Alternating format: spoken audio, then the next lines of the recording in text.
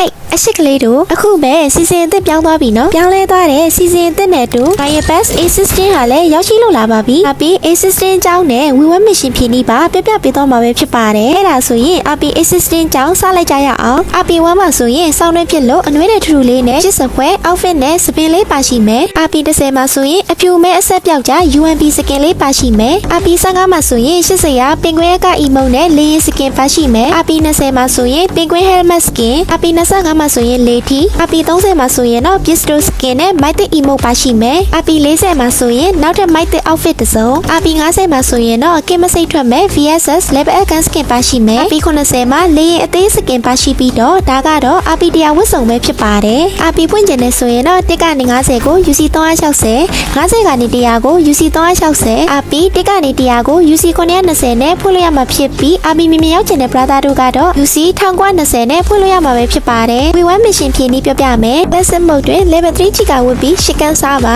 Classic Mode တွင် Bandit အကျိန်20အသုံးပြုပါ Level 3 Helmet 2ကြိမ်ကောက်ပါ WeWeb အတွင်းပွဲထဲမှာမိနစ်60ကုန်ဆုံးပါ Classic Mode တွင် Portable Map အသုံးပြု၍မိမိအသင်းပေါ်အား15ကြိမ်ကူပေးပါ Classic Mode မှာမိမိတငယ်ချင်းနဲ့9ပွဲပြည့်အောင်ကစားပါ Classic Mode မှာ Play ကန်3ကြိမ်ကောက်ပါမိဤကစားပုံများအား Like 10ကြိမ်ပေးပါအခုလက်ရှိ Event အသစ်ကို3ကြိမ်ပြည့်အောင်ကစားပါဒီနေ့ကိုတပတ်အတွင်း3ရက်ဝင်ပါငယ်ချင်းများ၏အိမ်သို့9ကသွားလဲပါငယ်ချင်းတစ်ယောက်အား Space Kit လက်ဆောင်တစ်ခုပေးပါ Classic Mode တွင် K98 တစ်ကြိမ်ကောက်ပါ Ando Mac က Stadium ပေါ်ကို၄ထီးတစ်ကြိမ်ခုန်ပါလေးတွေကတော့ WeWeb Mission ဖြည့်နေဖြစ်ပါတယ်အားလုံးပဲအဆင်ပြေကြပါစေနော်